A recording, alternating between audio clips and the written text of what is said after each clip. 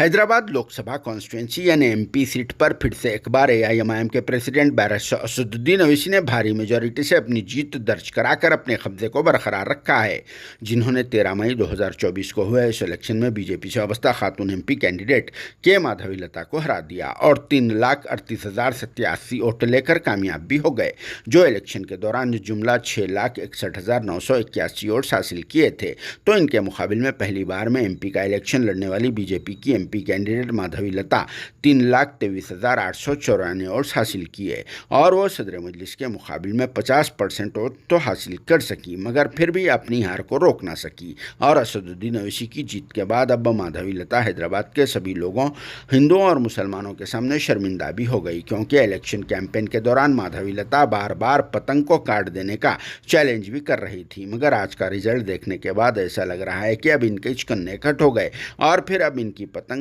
कहाँ थाप खाती की वो नहीं मालूम। खैर, वैसे भी हमारे पास पतंग लूटने वाले लोग बहुत सारे महारत रखते हैं और वो अपनी हार के बाद अब यहाँ से फिर से एक बार गुमनामी में चली जाएंगी, जो सिर्फ और सिर्फ इलेक्शन के वक्त ही आवाम के बीच आकर अपनी पब्लिसिटी के लिए मुसलसल कुछ ना कुछ स्टंट्स करती रही, मगर जीत तो हासिल नहीं कर सकी, क्योंकि ये कोई पहला मौका नहीं है कि असदुद्दीन ओवैसी यहाँ हैदराबाद से कामयाब हुए, बल्कि वो अब तक 5 बार एमपी का इलेक्शन लड़े और फिर मुसलसल हैदराबाद से जीतते हुए आ रहे हैं। लेकिन इस साल का इलेक्शन में इनकी जीत की मार्जिन में कुछ इजाफा ही हुआ और फिर वैसे भी एआईएमआईएम का हैदराबाद की एमपी सीट पर पिछले 11 बार से कब्जा है। इससे पहले साबिक़ में जमात के फॉर्मर प्रेसिडेंट सालार मिल्लत सुल्तान सलाहुद्दीन ओवैसी साहब 6 बार एमपी रह चुके हैं और अब इनके बाद इनके फर्जंद यानी बैरिस्टर असदुद्दीन ओवैसी भी अपने वालिद के नक्श कदम पर चलते हुए आ रहे हैं। मगर अब प्रेजेंट सिचुएशन के हिसाब से ऐसा लग रहा है कि हैदराबाद एमपी की सीट पर से आइंदा 20-25 सालों तक भी एआईएमआईएम को कोई नहीं हरा सकता।